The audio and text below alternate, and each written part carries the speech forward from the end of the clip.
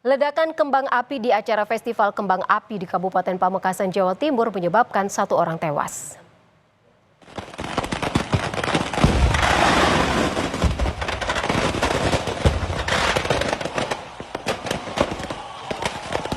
Video amatir merekam detik-detik ledakan kembang api di tengah Festival Kembang Api di Desa Pangorayan, Kabupaten Pamekasan, Jawa Timur.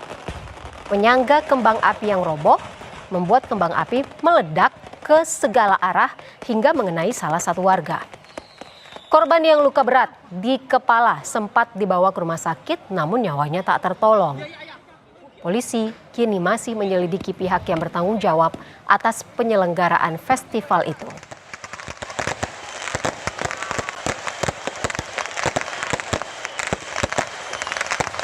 Kembang api yang rusak ke atas ini roboh, dan akhirnya kembang api ini tidak ke atas tapi ke samping dan menyasar kepada penonton. Ya, karena penonton sangat dekat, akhirnya kena ledakan dari kembang api tersebut. Memang ada korban 1 meninggal dunia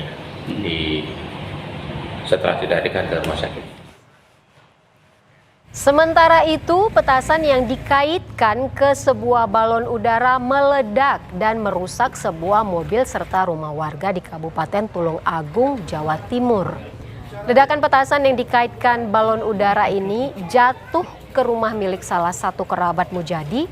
Korban luka akibat dampak dari ledakan petasan.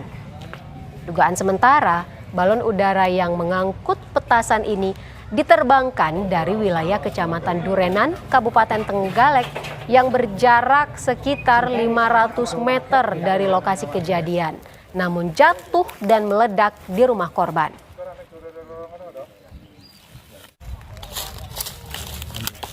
Kecil-kecil yang 3 itu, tapi yang 2 itu besar sekali. Terus yang rusak apa aja deh, Pak?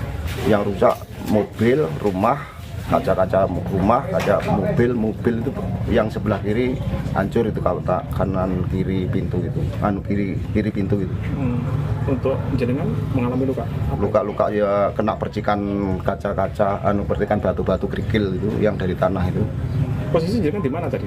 Di depan pintu dapur sana, dapur depan. Rencana mau ngecek itu? Karena mau ngecek itu, waduh mobil saya kena gitu. Mau tak lempar balon itu, ternyata udah meledak duluan. Petasan sih memang